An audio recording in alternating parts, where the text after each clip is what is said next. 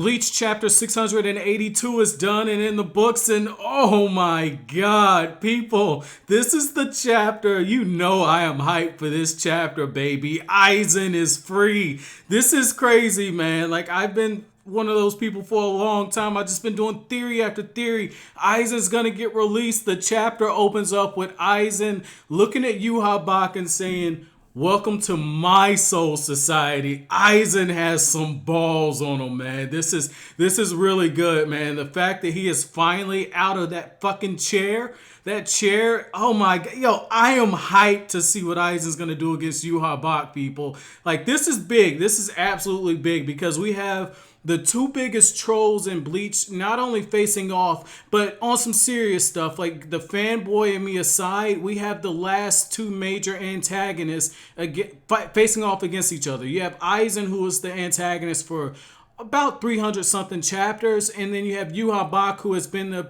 antagonist for what, 250, somewhere around there. So you have these two facing off, and if Bleach is gonna close out this way, I take back everything I said. I'm happy with this. Like, I've been waiting to see this ever since Aizen put Yhwach under his Kokyo Suigetsu, that perfect hypnosis where Aizen affected his ability to reason and see time.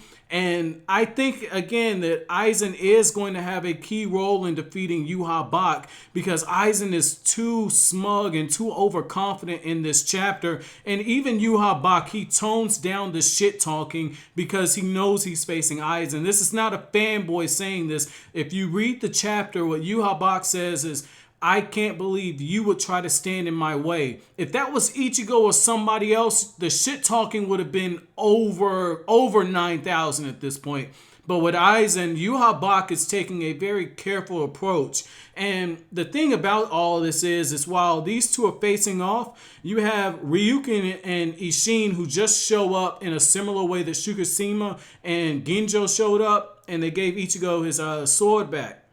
Well, with these two, Ryukin has been collecting the silver that forms inside of a Quincy's heart whenever Ashwayland is used. And that silver creates a clot in their heart, and the Quincy ends up dying. So while all this is going on, Ryukin has just given Uryu potentially the way to bring down Yhwach. And then at the same time, you have Renji, who pulls Ichigo aside, and Renji does something very out of character. He gets extremely emotional when he tells Ichigo, "Hey, when Rukia first got taken away by Byakuya and became a member of the Kusuke family, me and her, we didn't look at each other. The feels were crazy. We couldn't look at each other in the eye. And then you came and you changed things, Ichigo." And you have the little bromance moment between the two. And Renji basically says, "I made that decision right then and there. If you can't continue forward one day, I would carry you on your back."